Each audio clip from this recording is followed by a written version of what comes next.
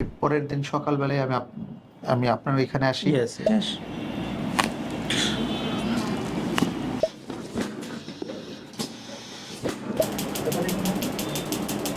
এখানে ট্রিটমেন্ট নেওয়ার পরে আমি মোটামুটি ভালো নিজে মুভ করতে পারছি এবং আজকে 7 দিনের মাথায় আমি স্মুথলি মুভ করতেছি।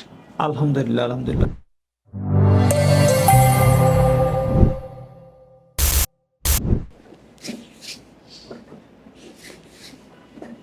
ঘাটটা একটু ঘুরুন তো ভাই, ব্যালেন্স নিউট্রাল করেন, আবার এই পাশে নেন।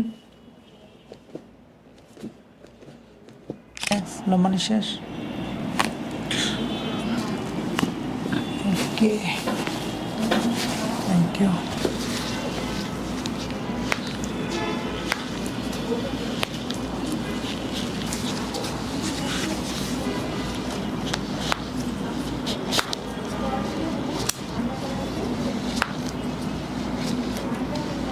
Relax.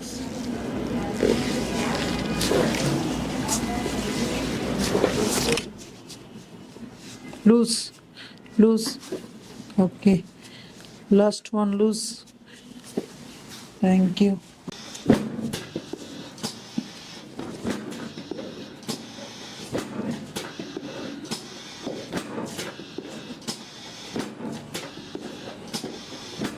Relax. Relax. Relax. Relax. প্রথমে তো সুন্দর হয়েছিল। Relax. Thank you and thank you.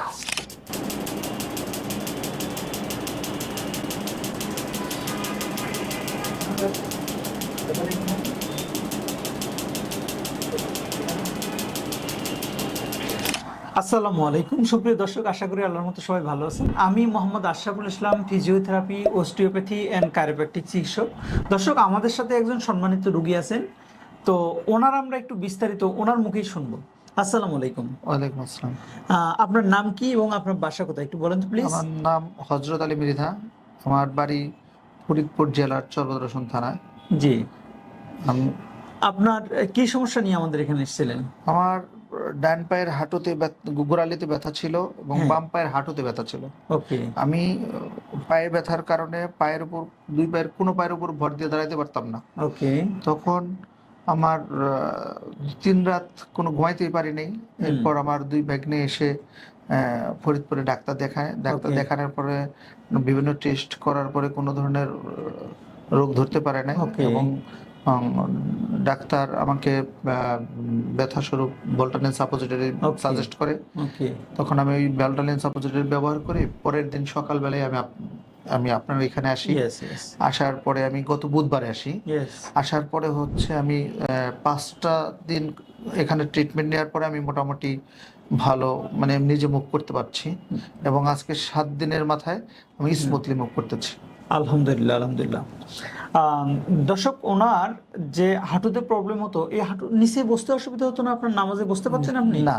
সিঁড়ি দিয়ে ওঠানামা করতে পারতেন না? ভাঁজ করতে পারতাম না, ভাঁজই করতে পারতেন না, সোজাও করতে পারতাম না। পাটা যে সোজা করা, সোজাও করতে পারতাম না, ভাঁজও করতে পারতেন না, সোজাও করতে পারতেন না। ও মাই গড। দর্শক, অনেকের ধারণা শুধু হাঁটুর হাড় ক্ষয় গেলে হাঁটু ব্যথা হয়। ব্যাপারটা কিন্তু এরকম না। আপনি যদি 60 বছরের পরে সব ধরনের লোককে যদি এক্সরে করান, সবারই কিন্তু একটু না একটু ক্ষয় পাওয়া যাবে, কিন্তু সবার কি ব্যথা আছে? সবার কিন্তু ব্যথা নাই। সব সময় যে হাঁটুর ক্ষয়ের কারণেই আপনার হাঁটু ব্যথা হচ্ছে, ব্যাপারটা কিন্তু এরকম না। আপনার অনেক সময় স্ট্রাকচারাল ইমব্যালেন্সের কারণে কিন্তু আপনার হাঁটু ব্যথা হয়, অথবা কিছু মায়োফিসিয়াল ইমব্যালেন্সের কারণেও হাঁটু ব্যথা হয়। কিছু ভিডিওতে আপনাদেরকে জানাবো যে আপনার মায়োফিসিয়াল ইমব্যালেন্স, স্পেশালি ভাস্টাস ল্যাটারালিস, ভাস্টাস মিডিয়ালিস, রেকটাস ফিমোরিস, পিছনে একটা মাসল থাকে প্লান্টারিস বলি, পপ্লিটিয়াস বলি, কাপ মাসল বলি, এই স্ট্রাকচারগুলোর কারণেও কিন্তু হাঁটু ব্যথা হয়। তো সেক্ষেত্রে আপনারা শুধু হাড়ের ক্ষয় হলেই ব্যথা হচ্ছে, হাড় ক্ষয় হলেই আপনার দীর্ঘমেয়াদী আপনার হাঁটু ব্যথার চিকিৎসা নিতে হবে, দীর্ঘমেয়াদী সারা জীবন আপনার ব্যথার ওষুধ খেতে হবে, ক্যালসিয়াম খেতে হবে, অন্য অন্য সাপ্লিমেন্টারি ওষুধ খেতে হবে, ব্যাপারটা কিন্তু এরকম না।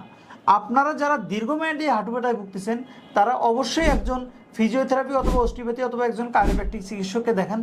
আশা করি ইনশাল্লাহ খুব দ্রুত আপনার হাঁটু ব্যথা থেকে সমাধান পেয়ে যাবেন। তো আমরা বরাবরই বলি, আমাদের এই ভিডিওগুলো করার উদ্দেশ্যটা হচ্ছে আপনাদেরকে স্বাস্থ্য সচেতন করা। সেক্ষেত্রে ভিডিওটা দেখে যদি আপনারা উপকৃত হন তাহলে অবশ্যই ভিডিওটাতে একটা লাইক দিবেন।